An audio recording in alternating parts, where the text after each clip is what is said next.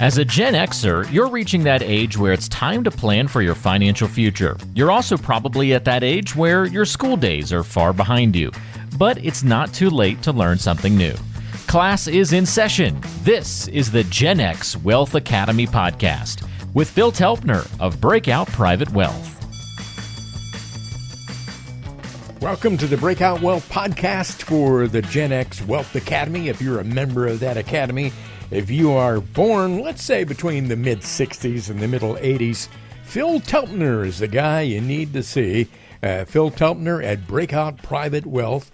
And, of course, he does this podcast. Every time we get together, we talk about things that concern you. Of course, Phil Telpner's office in the greater Chicago area serving folks. His office is in Glenview. Would love to have a conversation with you about your situation. And my name is Ron Stutz. Phil, how's it going, buddy? We haven't talked in a while. Everything is great, Ron. How are you? Oh, great. It's been busy, and that's a good thing. You know, better than the alternative, not being busy, I suppose. But, you know, life goes on, as they say. That's what they say, right? Yeah. Well, the Gen X Wealth Academy, in case you don't know, is a private community where we share strategies and answer the questions on the minds of successful Gen X families. And this is not a sales-focused thing. Phil Telpner, of course, here to offer advice and to give you an opportunity to come in and talk with him on a personal basis. And you can do that by calling 224-616-2016, 224-616-2016. I'll repeat that number a little bit later on today. But today, let's expose some Gen X retirement planning complaints that you have heard from folks that you talk with all the time. In this episode, let's tackle the common complaints and fears about financial situations during your life, things that just come on all the time. And Phil is going to discuss which concerns are well-founded, which are based on misconceptions, and offer insights on how Gen Xers can best navigate their financial future and their present, which is all important as well. There are a lot of people who tell you, I'm sure you've heard this before, and I've heard people say this, my advisor takes too much risk. How do you respond to that if a new person comes in and says that to you? And what do you tell them? That's a great question. It has so many layers to it. So let me just kind of share a little bit about what, while sometimes that's what people say, I often think that that's not what they really mean. I think what they mean is, am I invested correctly? Right. Okay. So what does correctly mean? And actually, I suppose, how do you know? So that's the deeper question. That's the next 2 or 3 layers down from that. And I want to say that that's probably the most common question, although it's only a percentage of what we do and how we help our Gen X families create financial independence. Mm-hmm. So, of course, my answer to that question, Ron, is, am I, if someone presents to me or asks me the question, am I invested correctly? My answer is always correctly for what? Mm-hmm. Because until you understand what you are investing for, you don't know if you're investing correctly or not. Makes perfect sense, right? So the more important question is, are you investing in line with your family values and visions, right? Mm-hmm. So getting that right sets the table for everything else. So, of course, we have a pretty detailed process, and that's the first thing that we do with new clients. And even with existing clients on an annual basis, we will review that values or statement of financial purpose, whatever it is you want to call it, and make sure that we are still investing to support that vision and then in line with the values that encompass that vision. Most advisors, salesmen, financial representatives, I don't even know what you call yourself these days, doesn't matter to me. But they have this upside down. So they start with portfolios or tactics or something like that, and never really get to, I suppose, the why behind that. Mm-hmm. So people are left wondering, well, am I doing what I need to do to support what's important to me and my family? Or am I just like looking at statements and not understanding it anyway, right? Yeah. So if you can envision a pyramid, at the bottom, at the base, has to be values and vision, right? Like what supports this? Okay, that if you kind of in your mind, the next layer would be a strategy, right? So we develop a strategy that's congruent with those values and visions. Then is like the sexy stuff that people post about on social media or talk about at the club, I guess, and that's tactics. So that may be, how are you invested? What are you invested in? What's your investment thesis, strategy, all those things. Mm-hmm. But that isn't the base of what we do. And I just almost always, I don't see anybody coming into my world bringing me forward something that they've done with another advisor to show that they've done that kind of work. Yeah, let's face it, also, a lot of these financial people out there are just trying to push a product. They're just trying to sell you something. They're not taking everything into account the way that Phil does when you meet with him. Uh, yeah, well, what's the joke, Ron? To, never ask a barber if you need a haircut, right? Yeah. Like, I'm not going to criticize anybody's business practices. I don't even care. Yeah. But there is a different way of doing business that may resonate with you. And that's what we're here for. People ask, and literally, if it has a dollar sign behind it, we look at it, measure it, talk about it, and maybe try to improve it. And we have a annual plan to touch on all those separate components, so to speak. We call it the Family Strategic Planning System, which is actually a pretty cool name that my partner's LifeWorks came up with. And like, for example, in quarter one, we'll talk about family strategy and general planning.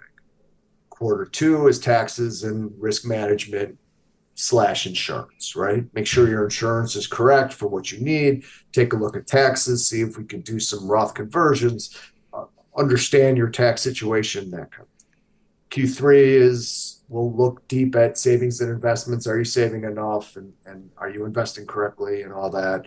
We'll touch on business planning if it's applicable. Q4, which is what we're into now, is philanthropy, which is always a cool conversation for me. And then estate and legacy planning. Okay. So throughout the course of the year, we're touching, now, obviously, not everything applies to every client, but throughout the course of the year, we are touching on all these important topics.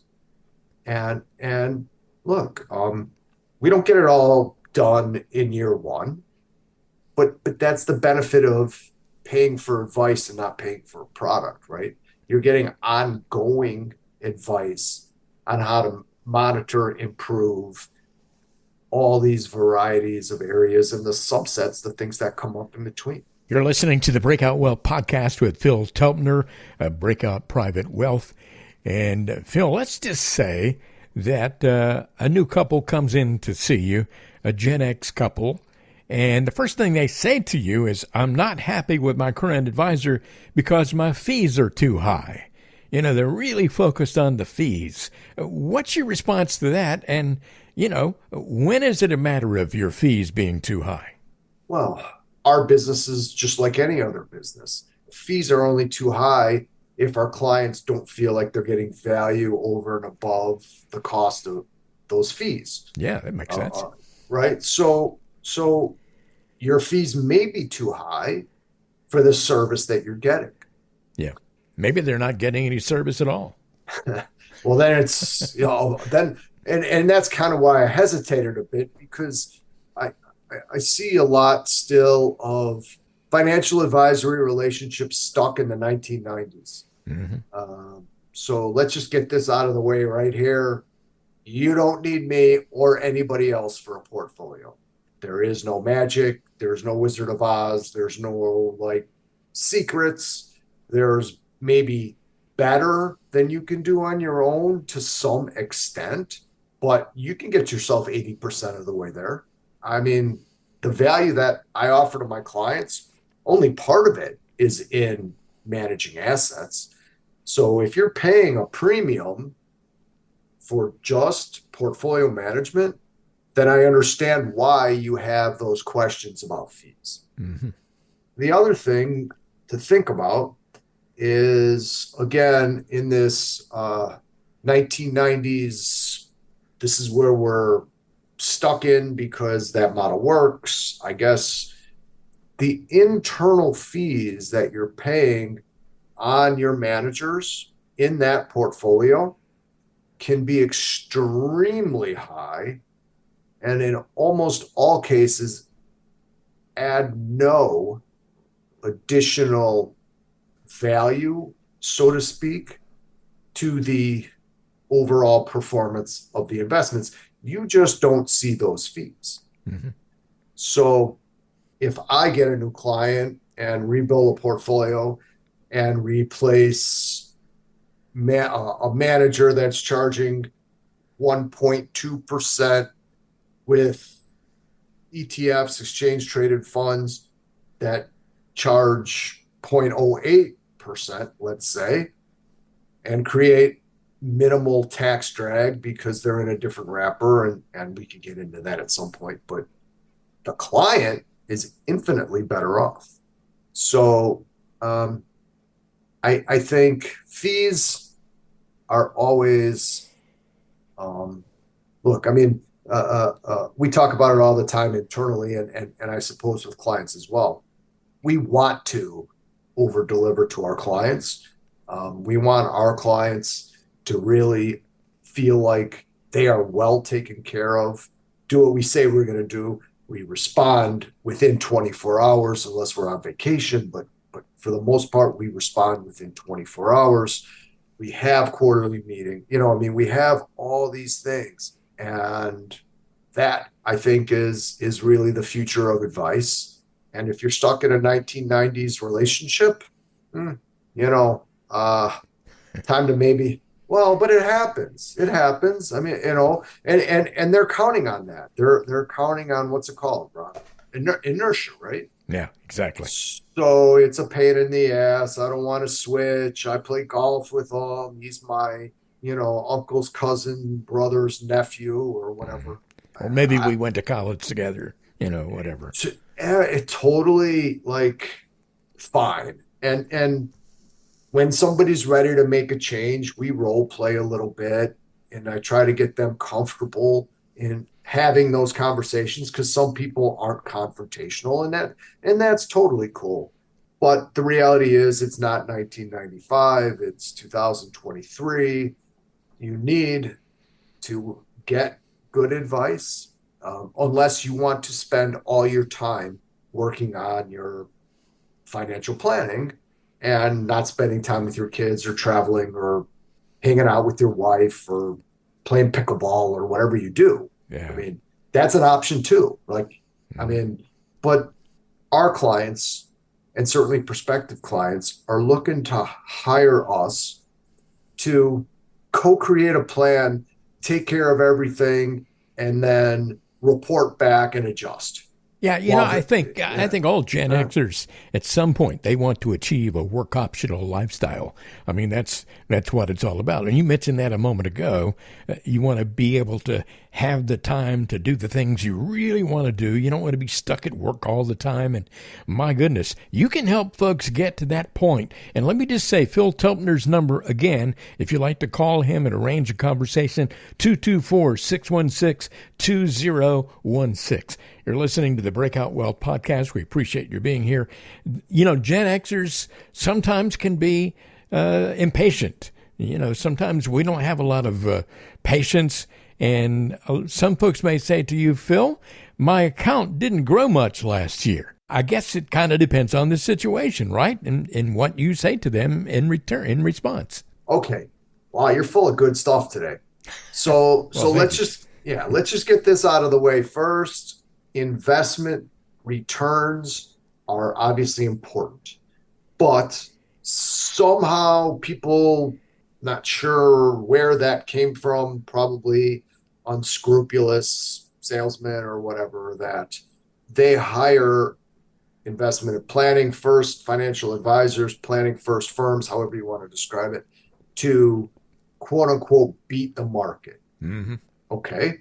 So this is an area I spent the first half or 2/3 of my professional life. And I can tell you straight out, eye to eye, that you cannot beat the market over time.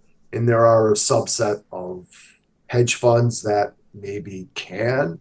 And unless you can write them a check for, I don't know, $500 million, that's probably closed to you. So what I would say is stop thinking about trying to beat some benchmark that has absolutely nothing to do with your family achieving financial independence and the values and vision that you have for your family. What the S&P does doesn't even matter when you frame it that way. What we're doing is we're capturing equity returns, making sure we can keep our clients invested because that's really the key, and counting on growth and compounding over time to do the heavy lifting for us. All right, Rob. So between you and I, Okay. I'm sure because just between you and I, let's look at this. When the markets go up, we're not going to go up as much as whatever people call the market. Mm-hmm. Okay.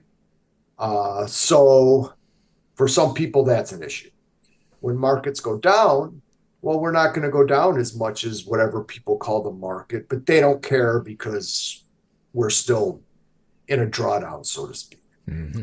So right away, the important thing here is education, and to make sure that our clients understand that what's really important is the things that they can control, correct? Savings rate, investment rate, estate plan, like all these other financial topics that we can control. Investment returns will be there, right, over time. Looking at any small subset quarter over quarter mm-hmm. is not healthy for your financial situation, right? If you're looking at your account every week, day, quarter, whatever, you better have a talk with your advisor and probably a talk with yourself too. There really shouldn't be a need for that. We don't speculate, and I would advise nobody else do that either. So let's just kind of agree. Can we agree, Ron? Oh, yeah. Right. That investment returns will be there for those invested appropriately to support their values and visions and long enough to let compounding and growth take care of themselves. If we didn't expose ourselves to those and we didn't have to sometimes just kind of take a deep breath and go, whoa, I just need to focus, I'm focused on doing the right things. I know it'll work out. There'd be no pain, no gain, right? Yep. So there'd be no risk. If there's no risk, there'd be no return to harvest, which is, markets go up, everybody wants more risk. They don't even, and markets go down. So, yeah, somewhere along the line there, like people got that a little confused. Well, let me just ask you one more question here, and you and I have talked about before how important it is to have a plan. Maybe there's a Gen Xer out there listening to this podcast today who has a plan, and is working with somebody else, and they don't really understand what kind of plan they have, and they don't really communicate very often with this so-called advisor because they only hear from this person when he or she wants him to buy or sell a stock. and they never get any advice on anything else concerning lifestyle or anything. They never hear from them unless they're trying to sell them something, basically, is the way it is. What would you say to that kind of an investor, that kind of person who would come to see you? Do you want the nice version or the not so nice version? I want you to give it to us straight. Look, if that's your only relationship, how about this? My wife's trying to get me to soften up a little bit. So let's do this. If you are working with a fiduciary financial advisor, someone that's looking at your entire financial picture, ongoing advice such as what we discussed in our family strategic planning system, and you have carved out a certain silo of money for more speculative activities such as those that you referred to, and it does not throw off your plan, and you fantasize yourself as, I don't know what, Gordon Gekko. Remember that movie? Wall Street was great. Oh, yeah. If that's the world that you want to live in for a portion of your wealth, I would say good luck. But okay, if that is your only financial type of advice you are receiving, and you are misinformed to think that that is going to help you get to where you want to go, like we discussed, values, visions, like that, you're going to need a better strategy. And that is, we can't make guarantees in this business, but I guarantee you'll need a better strategy than that. And you won't be in a situation when somebody works with you. It's not going to be a situation where you never call them. You're never in touch. If they want to talk to you, they've got to call you. It's not going to be like that at all, like it is with so many people. No. We have a good cadence of how we communicate with people. Every Sunday, we do a letter called the Breakout Report, where we share with them financial planning topics in such a way to help them deepen their knowledge of understanding it. It's not a Wall Street Journal or a article, financial planning detailed. It's more conceptual, but how to think about things, how to think about investing, and that kind of stuff people really enjoy. Like I said, quarterly meetings. I always have availability built into my schedule for ad hoc questions. No, communication may be the most important thing that we do. And if somebody has an advisory relationship and doesn't feel comfortable calling, texting, dropping into their advisor schedule, whatever it is, that's not the kind of relationship that you should have.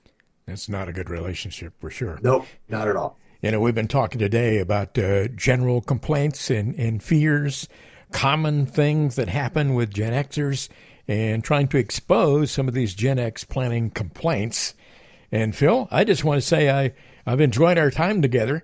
And is there anything else that I did not ask you about that you'd like to add? No, you asked some great questions. I would just leave everybody with this. Don't be afraid to engage with somebody, or start the process at least, to see how beneficial working with somebody in a much more comprehensive manner, how beneficial that can be to the one thing that we haven't talked about, peace of mind. Mm-hmm. That's so important. Raise your hand if you've ever had financial anxiety or something like that, right? Yeah. It's terrible. So peace of mind, okay, is one of the most important values that we provide. And so I would challenge people, if they're in some sort of a relationship and they have questions about it, to seek out better advice, because it's so critical, next to health, or maybe more so than health. I think the two are pretty related. Getting your money right is so important, obviously. Well, Phil Telpner specializes in ending financial anxiety, which can lead to peace of mind. But first, you have to reach out if you'd like to have a 15-minute conversation with Phil to address some of your financial concerns and see if you might be a good fit to work with him. You can call 224-616-2016. That's 224-616-2016. With Phil Telpner, you can listen, plan, and grow. You've been listening to the Breakout Wealth podcast exclusively for Gen Xers, the Gen X Wealth Academy. Phil Telpner, of course. You can go to the website and schedule a time if you like. Book a time online at breakoutprivatewealth.com, breakoutprivatewealth.com. Thank you so much for listening today. This has been the Breakout Wealth Podcast. Ron Stutz along with Phil Telpner. Have a great week until we talk next.